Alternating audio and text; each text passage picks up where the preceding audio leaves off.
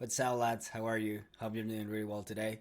Okay, so I wanted to do this quick video for you just to show you a way where you can optimize really well your personalization using Clay, right?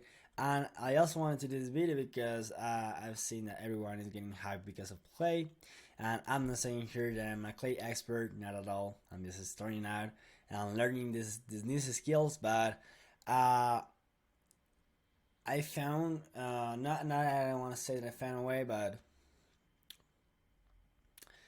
I think right that there are a lot of ways where you can personalize your current emails using Clay without spending credits, right? So you are saving time, so you can save. Sorry, so you can save money. Okay, so first, the purpose of this video is to show you first, yes, that you can save money using Clay, and also you can personalize and doing really good stuff and crazy stuff without spending credits.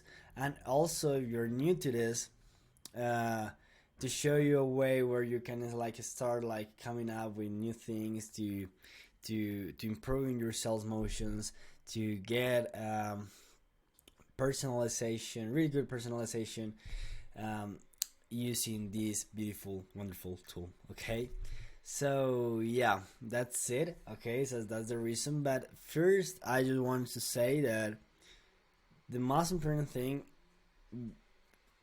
I mean, Clay is a wonderful tool, right? It can 4x, 5x, 6x your campaigns, the performance of your campaigns. But if you don't have a really good offer and you don't have a really good lead list, anything of this is gonna matter. Okay, so you first have to focus on your fundamentals when doing cold email. What I mean by that is doing cold emails that are conversational, that are no longer than 125 words. Okay, conversational that show relevancy, that are relevant for the people that you're reaching out to. Okay, so all the things come into place when you're doing cold emailing, right? Because if you don't have your fundamentals deal in, no matter how crazy personalization you just made, anything of that is gonna matter if you don't know what, if you don't even know if you what you if the problem that you're solving isn't worth it, right? Of if you are not even actually solving a problem in the first place. Okay, so that's the first thing. Okay, you gotta understand your offer, you gotta understand your service. Remember that offer is different to your service is web development. Your offer is increasing their conversion rates at a 30%, so they can close more deals. Okay, this is the offer. Okay, this is the outcome that you're delivering to your prospects. Okay, to your clients. So that's something that you have to really focus on: your offer, your lead list, your fundamentals, learning how to write really cool and good cold emails without using AI personalization. And then the AI comes into play to faster the things up, right? To getting the things really good, and to help you to save more time, save more money, and by definition, make more money. Okay, so with that quick introduction, just let's go straight into it. This is I'm gonna show you right now is a quick, simple workflow that works for me to personalize cold emails when I don't want to spend credits doing the LinkedIn enrichment. And it is with UC, and I use this, and or I work this, or I am able to do this using client. Okay, so let me just minimize myself and let's get straight into it. Okay, so this is the workflow. It's really simple, as I just said, and if you're just starting out, it's a really good place to come in into understanding more things that you can do using Clay, as it is using client. Okay, so here we can have a set of data. Yeah, this all this data, I pull it up from Listkit, right? This is for my own agency. I was reaching out to B2B software companies that has less than 50 employees, and I'm reaching out specifically to the founder, CEO, owner. Okay, so I got here, I validate them in divans without populating into this place, because I just said, of course, it would be way easier to get the API, from divans, put it right here so I can like trim the fat, but I just did it right here. To clean the business emails, right? That's when I said clean the fat, it's about cleaning the business emails, so you get the verified ones, and you don't hard your reputation, your email deliverability, sending out emails that doesn't exist, that even doesn't exist, or are invalid. Okay, so I also got the LinkedIn from the personal LinkedIn, the company URL, the company LinkedIn, the job title, and that's it. That's all that I had, right? And I wanted to do a quick personalization using I wanted to do a PS line that was personalized, okay? So I wanted to do this. Either way, keep up the good work helping businesses and employees with soft skills training, which is really good personalization, because if you can read that, you can tell that it isn't automated, and someone will write this stuff, right? Which is really good. Okay, and why the PS line? Because I wanted to change. A lot of people do first line personalization, but I wanted to try it out. Try out the PS line, okay?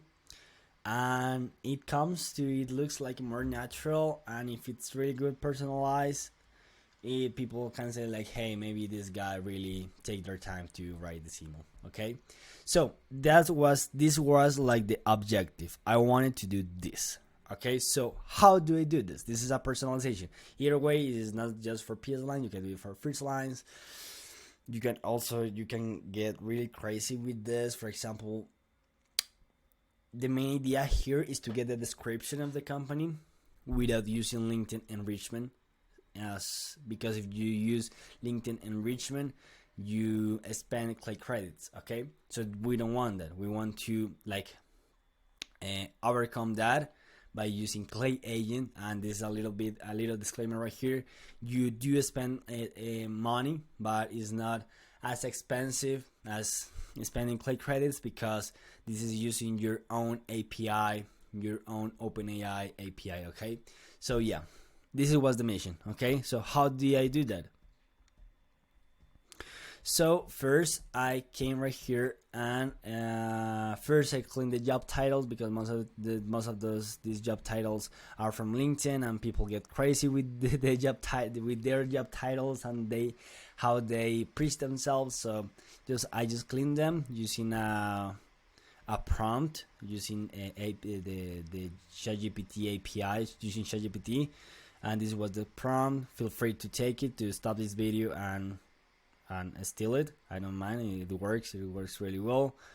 And yeah, you get this really good. Then you get the clean job title. Industry, none of these things really matters. I just leave them because probably I was thinking about doing some personalization using the city, but I managed to not doing so. And this is where the sauce is. Okay, so you want to get, so how do we do this? What are the things that we may need to do this? Okay, so what we may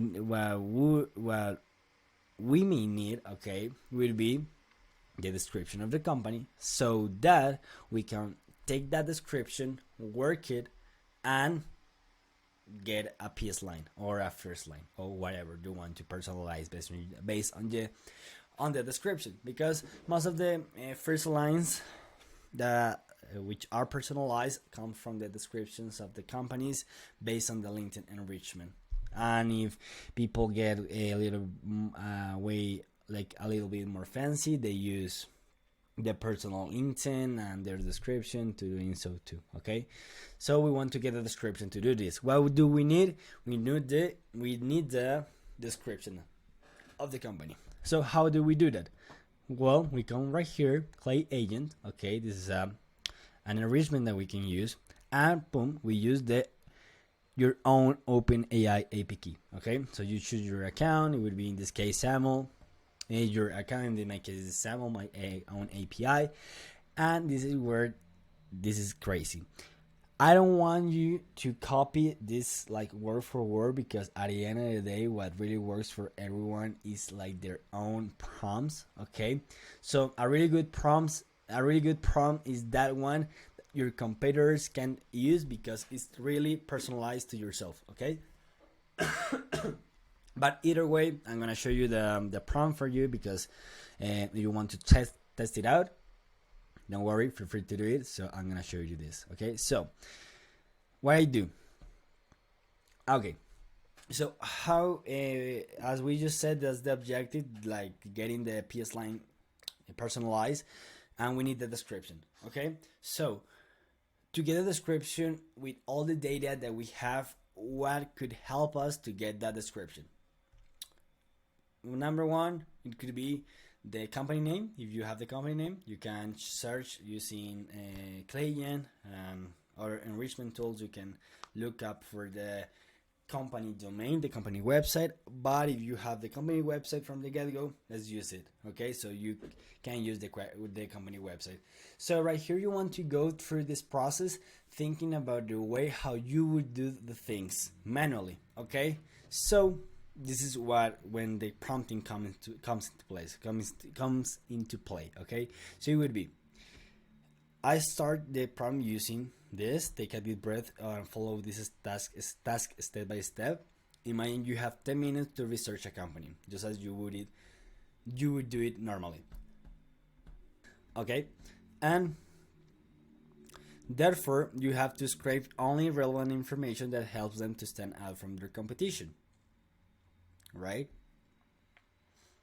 Because when you say so, you're trying to get the ChatGPT to think through about what are like that differentiational factor that they may have that can quickly stand out in your cold email and really make the people think like, hey, this guy took their time to show what we do and how we differentiate ourselves to our competition. Okay, to do so, visit the website of the company here, company URL. Okay, and this is a quick side note that your company URL has to be normalized.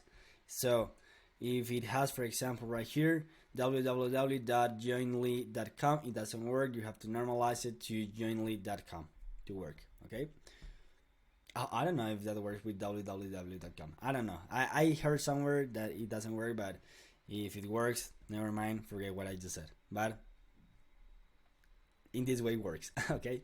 So I will scrape the here. So here's what I just said. So you want to think thoroughly about how you would this thing manually. So the first thing that I would do, for example, would be scrape their about page and homepage and get the most outstanding information that I can possibly get from their website. Then I will do a summary in no more than 15 words of what the company does and who they help. Really important. Use the keywords that they have in their company. Be specific, show intent of research. The only source of that any of the data should come from the website in the input. Because why I'm saying this, because ChatGPT goes really crazy and they start like getting into the web and getting things from another side. So you don't want that. You want to be really clear about your intentions and say that. Okay, please think thoroughly about your process and take your time. It is very important that this is accurate and done well. My job is on the line that this is done correctly. The reason why I'm saying this is because if you show this kind of emotional side in your prompts, they manage to be really good. Okay, and the outputs manage to be way better than if you don't have the kind of emotional like pressure in the prompt, right? If you're not at least 95% sure of the answer you're going to give, just output the word red instead of as I need the answers to be accurate. If you find clearly what the company does and who they help, it is a good indicator that you found what we need. You want to make sure that you're having really good output, so you want to do this, okay? And then the the AI one always has to output something, always, right? So if you say, for example, if you're not at least 95% sure, please don't output anything. It's gonna output something. So to overcome that, you say that it should output the word X, right? So then you can trim like the view and see all, or you can do a formula, okay, so you can like get out of the companies where you don't have like accurate data, okay.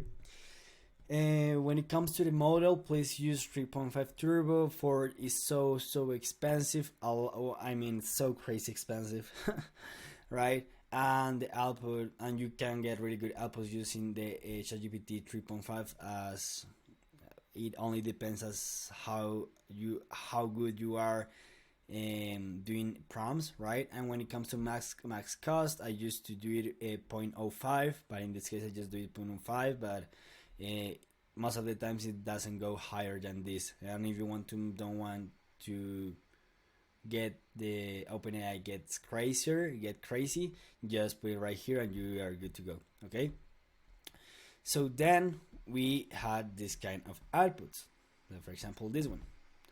The company provides quality IT service and solutions specializing in software development. That's pretty good, okay? It really clears the thing that you have, the thing that the company does, okay?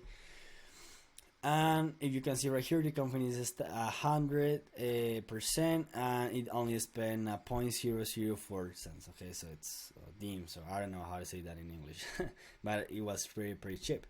Okay, cheaper than a click rate, right? And after doing so, what I just did is I took this company synopsis and I work it on another prompt to get the personalization, the PS line. So the prompt went like this: take a deep breath and follow this task step by step using the input that we just did. Summarize what the company does and who they help. I'll put it under 8 words and use specific keywords from the input. Complete the sentence with the prefix. This is my prefix. Either way, keep up the good work helping X, Y, and Z. And after doing so, I didn't do example right here because I knew the output would be good, right? So you get examples like this. You get output like this. Either way, keep up the good work helping businesses improve true software development solutions. Really good, okay? And it's way simpler, and it's simpler, and it seems like someone would write that, okay? That's what you want to make sure about, okay? And what else? Or for example, this one. Let me see. Keep up the good work helping Metafile automate accounting for Microsoft Dynamics users. Nice, okay? And that's it. That's pretty much how you do personalization in a really simple way. And for example, when you want to keep it like really clean, because sometimes ChatGPT can get like OpenAI can get the output with quotation marks as an example. Or for example, my prefix is that my prefix is, and then it goes like the output. So what you want to do is you want to create a formula using AI, because for example I don't know how to code so I just do the formula using AI. And in this case I just did remove any quotation marks from personalization, okay, and you will get a cleaner output that you can safely go and upload it into your sending tool and start sending cold emails personalized.